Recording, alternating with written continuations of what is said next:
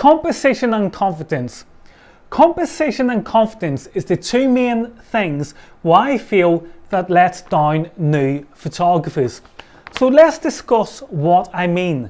Well, with regards to composition, I feel that new photographers tend to be just, shutter happy, and all they do really is go click, click, click, click, click, click, click, and they pay no attention to their composition of their photographs. So this means that their photographs are very cluttered with random objects and subjects. Okay, so what I'm going to do now is I'm going to quickly use the example of you working with a model in the park for the very first time with regards to composition. So let's say you're working with a model in the park for the very first time and you take this photograph.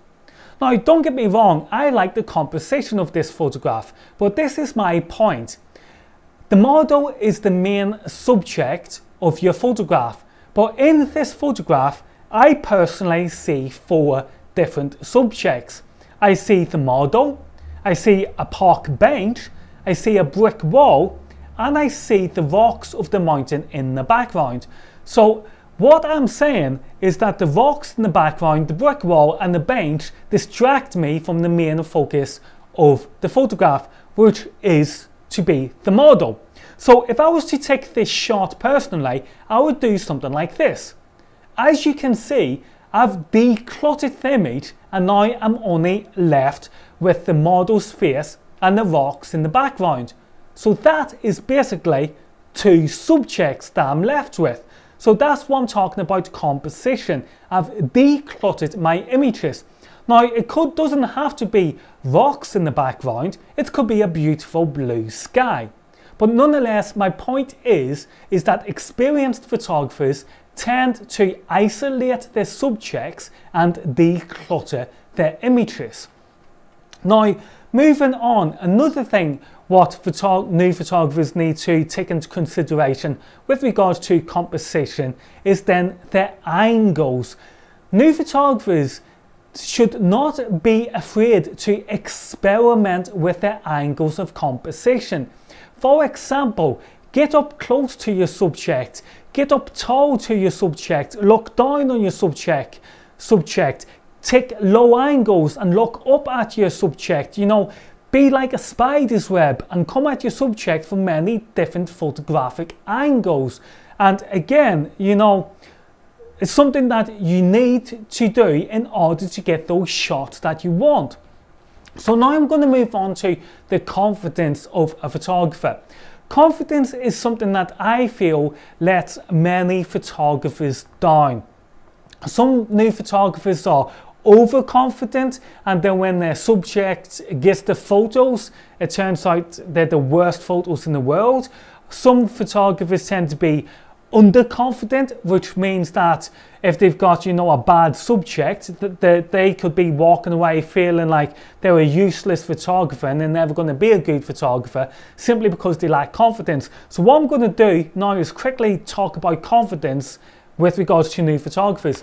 So if you're a new photographer, don't be afraid to be confident. Please try and find a balance in between being overconfident and underconfident. Just try and find that unique balance. So let me give you an example.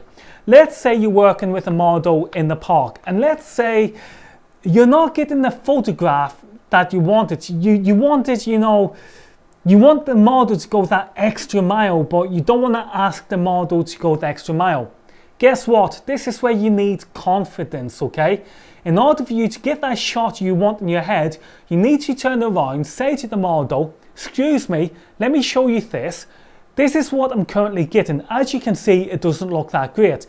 This is what I'm thinking, blah, blah, blah. Is there any chance that you can, blah, blah, blah? And then the model will make the decision if to help you or not. Remember, if you don't ask, you don't get. But what I'm saying to you guys is if you're being underconfident, then you're not going to get the shots it is that you want. And The next thing I want to move on about confidence is with regards to like the general public. Let's say you are photographing a wedding for the very first time, and let's say you are photographing a group of people. Now let's say for some unknown reason that two people within this group has had an argument on that particular day, and let's say the group is compactly nice together and making a good photograph, but let's say these two people that had an argument have created a space within the group.